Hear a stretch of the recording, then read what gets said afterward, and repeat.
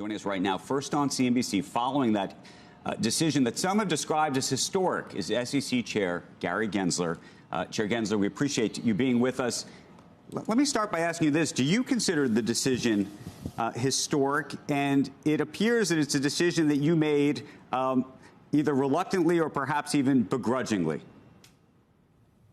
Well, look, Andrew, this has been considered for a long time. As you know, starting under Chair Clayton, we had disapproved a number of these over the years, and something had changed. I'm a deep believer in the rule of law and a respect for the courts, and taking a new court decision into consideration, we move forward. I think this is the most sustainable path forward.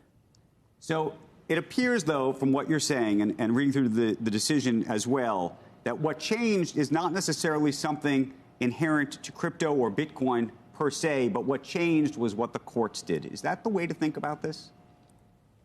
Well, again, I mean, we do everything here at the Securities and Exchange Commission within the law and within how the courts interpret those laws. And that's what the American people expect, and that's what we do here.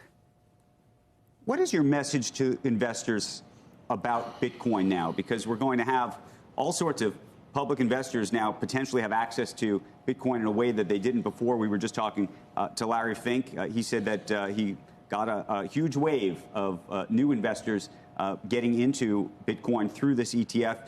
You have still suggested to be cautious about it. And I'm trying to understand how you think about those cross currents in terms of the message you're telling investors.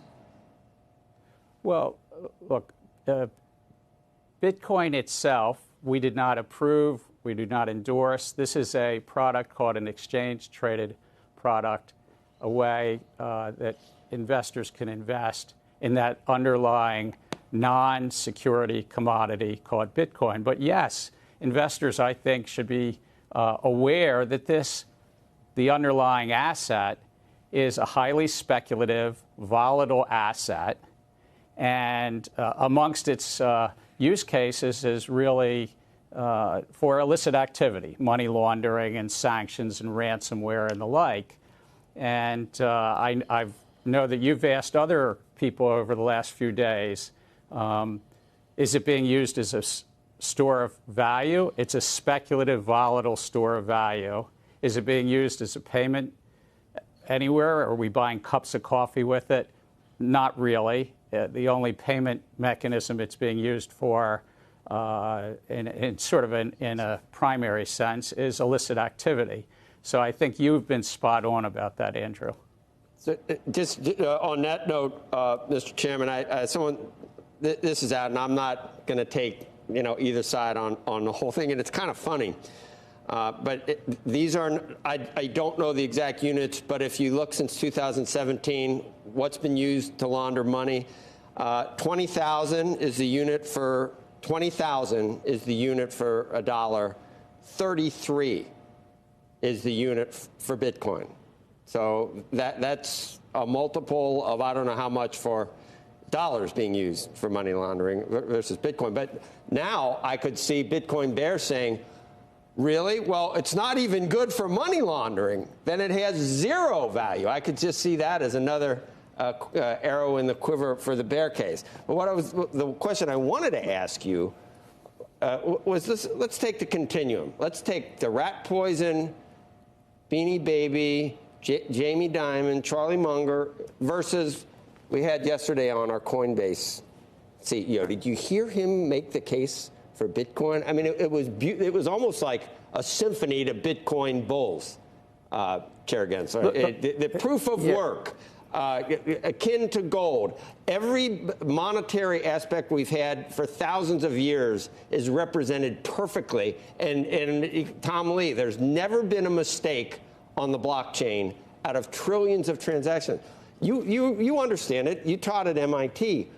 Which is it? Is it a Beanie Baby in your view, or is it something that has inherent value that's going to be part of the financial system decades from now? Which is it? Look, no doubt there are innovations within this field, and those innovations, which I taught about at MIT around a ledger system. It's just an accounting system called the blockchain technology. But there's an irony in the midst of this. Satoshi Nakamoto said this was going to be a decentralized system. And finance, this has led to centralization. Think about the irony of those who say this week is historic. This was about centralization and traditional means of finance that investors who could already express themselves in Bitcoin, you could already, before this week, buy it through major brokerage houses, but now you can buy it through this thing called an exchange-traded product but the as underlying well, asset still has centralized. The underlying asset still has the decentralized, distributed ledger, all those characters. That sounds like a, I don't know, that sounds like No, Andrew, with all respect, there's a lot of centralization here. And even the underlying ledger is largely the Bitcoin's produced by a handful of mining companies and the like. And so I'm just saying, now in terms of monetary history, we have a dollar, we have a yen, we have a euro, we have the renminbi, and there's a reason for it because we do have a common economy that relies on those currencies. Chair Gensler, let me ask you this, though.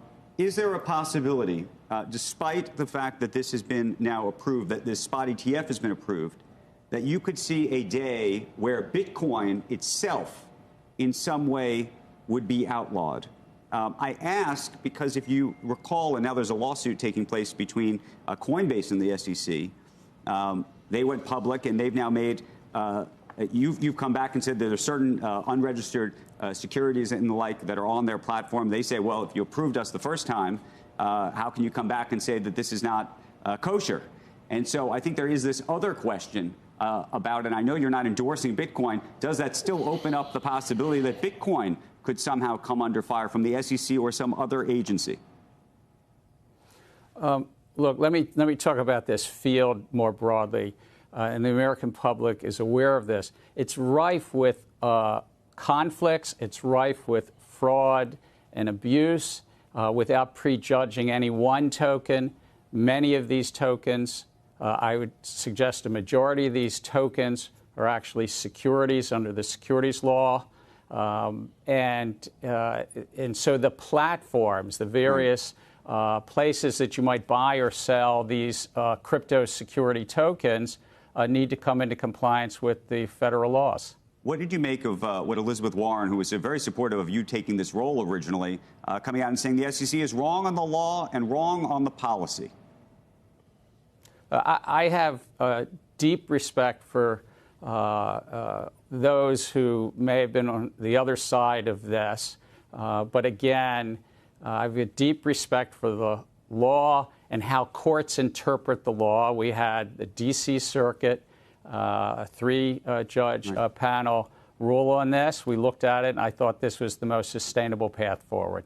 How do you think about other cryptocurrencies? People are now talking about whether there should be an Ethereum ETF and the like. Is that something you think you would take on proactively? Is that something that ultimately, in the same way that Grayscale had to go to court, does the court decision around Bitcoin to you act as a precedent on other currencies? I look at what we did this week as it's cabined to one non-security commodity called Bitcoin. Like we've had gold spot exchange-traded products and silver exchange-traded products in the past and approved in the past, this is cabined just to that one non-security commodity token.